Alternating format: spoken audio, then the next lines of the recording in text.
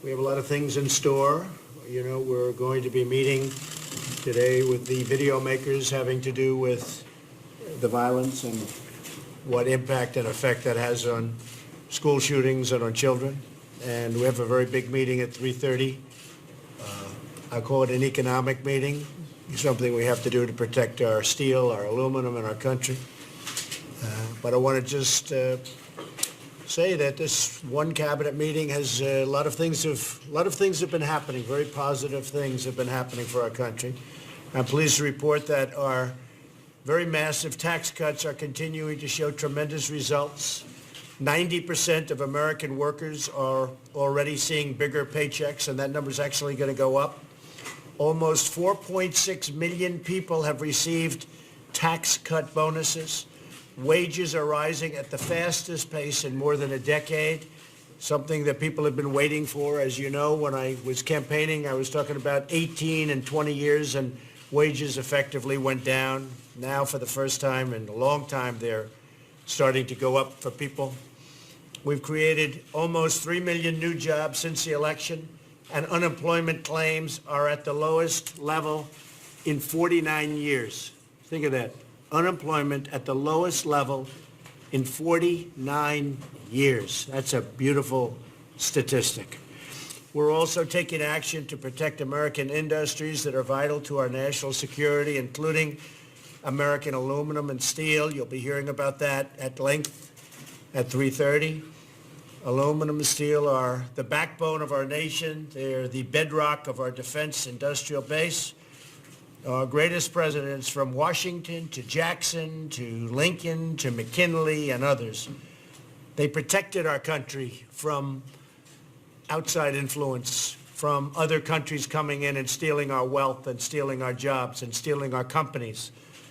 And we're going to be very fair. We're going to be very flexible. But we're going to protect the American worker, as I said I would do in my campaign. We also recognize that today is International Women's Day, and we're proud in all of the measures we've taken economically to empower women, especially in the workplace. You see what's happened. And I'm very pleased to announce that the unemployment rate for women in our workforce is at an 18-year low, lowest it's been in 18 years, and we're very close to the all-time record, so we hope to be able to hit that. Soon I'll be able to say is the all-time low. So they've hit an 18-year low, and we're very close to breaking the record. As our economic policies restore prosperity, we're also working to bring back our safety. We have a lot of safety provisions. You read so much about our cutting of regulations, but we are in some cases cutting, but in many ways making it stronger, having to do with safety. And I would also say, believe it or not, having to do with the environment. You can have fewer regulations and have the remaining regulations be stronger and more effective, and that's what we're doing. I would say doing it to a fare thee well, Scott. So it's we're having some great numbers coming out.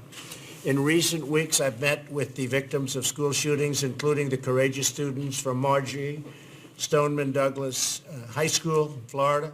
In the aftermath of that terrible tragedy, we're taking very strong action. As you know, bump stocks, we're almost finished with the legal papers. We have statutory ceilings that we have to go through to get rid of things that people agree that we should get rid of. So bump stocks are just about finished from the standpoint of getting the legal work done, the paperwork.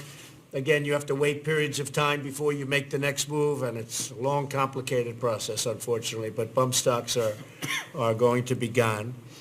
And I want to congratulate the state of Florida and your representatives on some very good legislation that's been passed. I guess they've been listening to me a lot more because unexpectedly they passed concealed carry for some very special teachers that have a great ability with weapons and with guns.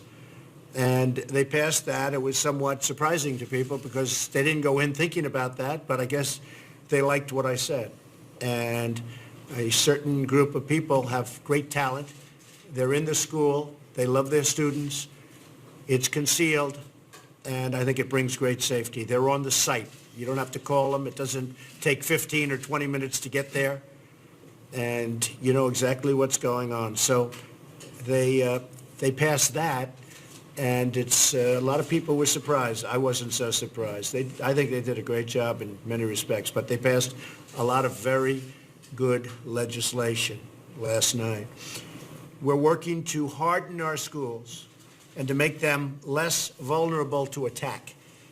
We're working to strengthen our early warning system so that when there are red flags, as we had in the case in Florida, there were 39 red flags, which is a disgrace. So many red flags. They were crying out for somebody to go and nab that guy. Authorities will take action quickly and decisively. And we're working on common sense measures to protect the rights of law-abiding gun owners while keeping guns out of the hands of those who pose a violent threat or even a threat. Background checks are moving along in Congress, and I think moving along pretty well. You know, you've been covering Congress for a long time, and some things like even background checks, making them tougher. It's never that easy, but it's moving along, and a lot of great things are being done. We're making them much tougher, but a lot of things are happening right now as we speak. I will also say that at the state level, a lot of states are doing things that go along with the federal government. A lot of this can be done by states, as was the case over the last few days with Florida. And really some tremendous legislation is happening with states and having to do with school safety and safety. But it's not enough to secure only our schools. We must secure the communities where our kids are growing and wherever they go, we have to secure. And wherever anybody goes, not just the kids. And that's why we're committed to reducing violent crime like I think no other administration. We're fighting the deadly gangs, the MS-13 and the gangs. They're vicious, they're horrible, and there's just no excuse for allowing them to flourish as they were. We've taken thousands of them out of circulation, gotten them out. We've gotten them out of the country, or they're in jail. And we're tackling this deadly scourge like nobody's ever tackled it before. Sanctuary cities, we're working very hard. The Justice Department has done a fantastic job. I do think we should have legislation where we put an extra line in the money that we give them. You want the money, you can't have the sanctuary cities. That way we avoid the court battles all the time, which we probably will win, but who needs it? They want the money. They should give up on the sanctuary cities. It harbors horrible criminals. What the mayor of Oakland did the other day was a disgrace, where they had close to 1,000 people ready to be gotten, ready to be taken off the streets. Many of them, they say 85% of them were criminals and had criminal records. And the mayor of Oakland went out and she went out and warned them all, scatter. So instead of taking in 1,000, they took in a fraction of that, about 150. And they were all set. This was long in the planning. And she said, get out of here. And she's telling that to criminals.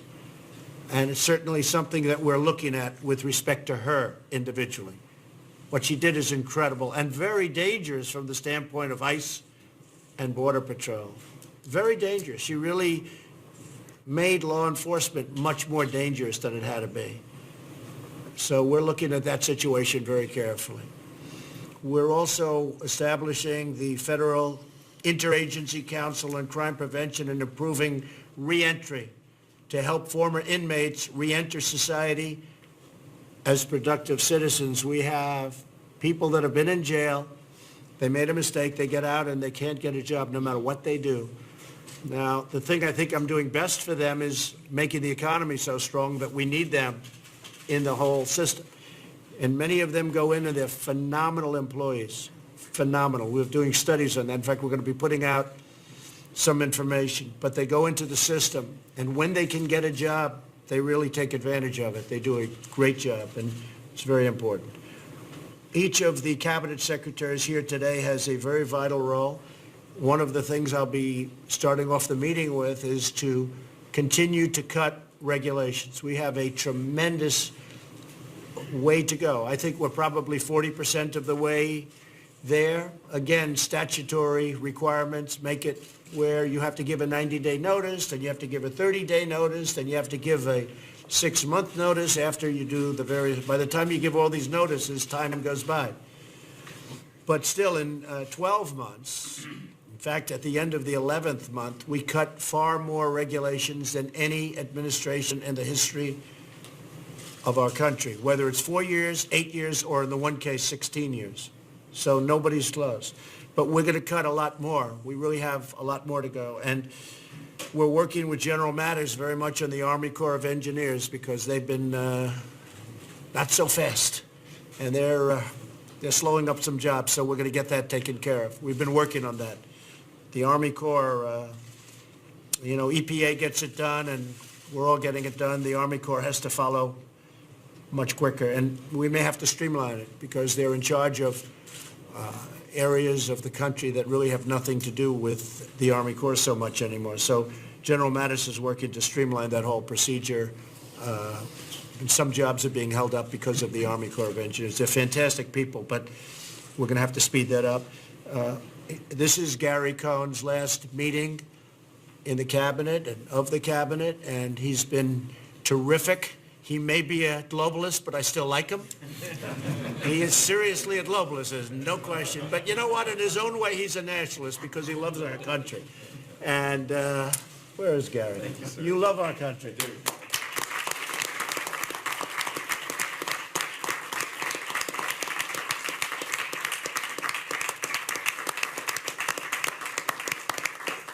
And he's going to go out and make another couple of $100 million, and then he's going to maybe come back. He might come back, right? We'll be here Absolutely. another 7 years, hopefully, and that's a long time. But I have a feeling you'll be back. I don't know if I can put him in the same position, though. He's not quite as strong on those tariffs as we want, but that's okay. But I want to, no, seriously, on behalf of all of us, I want to thank Gary. He's been great. He really worked with Wilbur and Steve and all of the people, Mike. We all worked so hard on it, on the tax cuts, and they have been far beyond, I would say, Gary, our wildest expectations. I mean, what we thought would be very good has turned out to be unbelievable, great. And people are appreciating it a lot. The Democrats don't know what to do. They're saying, oh, boy, this is turning out to be not good for them. We didn't get one Democrat vote. So I just want to thank Gary. Before me are some rocket ships. You haven't seen that for this country in a long time. And many of the jobs we're doing, and Mike Pence is the chairman, many of these jobs we're doing are privately financed. We're letting them use the Kennedy Space Center for a fee. And, you know, rich guys, they love rocket ships. And that's good. It's better than us paying for them. And I noticed the prices of the last one. They said it cost $80 million. If the government did it, the same thing would have cost probably 40 or 50 times that amount of money. I mean, literally. When I heard 80 million, you know, I'm so used to hearing different numbers with NASA. But NASA's making tremendous strides, and we're using a lot of private money, a lot of people that they love rockets, and they're rich. So they're going to be a little less rich probably, but a lot of rockets are going up. And we're really at the forefront. Nobody's doing what we're doing. I don't know if you saw last with Elon with the rocket boosters where they're coming back down. To me, that was more amazing than watching the rocket go up because I've never seen that before. Nobody's seen that before, where they're saving the boosters and they came back without wings, without anything. They landed so beautifully. So we're really at the forefront, and we're doing it in a very private manner. At the same time, NASA is very much involved in doing their own projects, but we're bringing that whole space flight back. We'll be sending something very beautiful to Mars in the very near future, and we're going to areas that nobody thought possible, certainly not this quickly. So we're very proud. So they had these outside. In fact, they were sort of spread much further apart. I said, let's bring them a little closer so the cameras can see them. But it's really amazing what's happening with regard to space and our country. Thank you all very much. Thank you. Thank you. Thank you very much. Thank you. Make our way Thank you. out, please. When you said you're very flexible on tariffs, what do you mean by that? Let's make our way out. Basically, I'll take that, it's fine.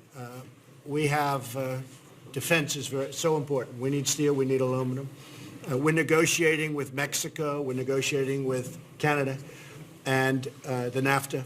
And depending on whether or not we reach a deal, also very much involved with that is national defense. But if we reach a deal, it's most likely that we won't be charging those two countries the tariffs. We have other countries that are very much involved with us on trade, but also on military and working together with military. And we'll be making a decision as to who they are. We have a very close relationship with Australia. We have a trade surplus with Australia. Great country, long-term partner. We'll be doing something with them. We'll be doing something with some other countries. We're going to be very flexible. At the same time, we have some friends and some enemies where we have been tremendously taken advantage of over the years on trade and on military. If you look at NATO, where Germany pays 1% and we're paying 4.2% of a much bigger GDP. Not fair. So we have a lot of things going on. I think, General, with NATO, because of my involvement, we've taken in $33 billion more. Within the next, I guess, year and a half, they expect to have taken in $33 billion more. And Mr. Stoltenberg, who is running things, is very thankful. He said, it's incredible what's happened since we became involved. And I became involved by complaining because it was not fair. We were spending 85% of the money, and frankly, good for everybody, but it helps them a lot more than it helps us, helps Europe a lot more than it helps us. So, we look at the military equation too. General Mattis, it's very important to him and to me to maintain those great relationships. At the same time, we both want fairness. So we view the trade and we view the military, and to a certain extent they go hand in hand. Absolutely. And a lot of progress has been made. And, I'm very proud of NATO because with NATO, when you see the kind of money that's pouring in that was never going to come in because people were delinquent, countries were delinquent, they weren't paying, and now they're paying. Not all of them are paying the fair amount. Some owe billions and billions of dollars of money. They owe billions and billions from past years. They haven't paid it, and that's not fair. They want us to protect, and they want us to be a good partner, and then they're delinquent on payment, or they haven't made payments, or they haven't made payments which are fair. So we're looking at all of those things, and we're talking about tremendous, massive amounts of money. But that goes along with trade also, because we're looking at defense, but defense is very much also a part of trade. So we're going to be very flexible. But as an example, with Mexico and Canada, we're going to be throwing NAFTA into the loop. We're negotiating NAFTA right now. I think we're doing quite well. It was always my feeling that I would terminate NAFTA or renegotiate it, one or the other. I guess renegotiating would be easier, but we'll be perhaps coming up with a deal on NAFTA fairly soon, or we will terminate NAFTA and we'll start all over again. Okay? Thank you very much, everybody. Thank you. Thank you. Say it? Sticking with 10 and 25? Sticking with 10 and 25 initially. I'll have a right to go up or down, depending on the country, and I'll have a right to drop out countries or add countries. We just want fairness, because we have not been treated fairly by other countries. Thank you. Thank you, John. Thank you very much. Thank you.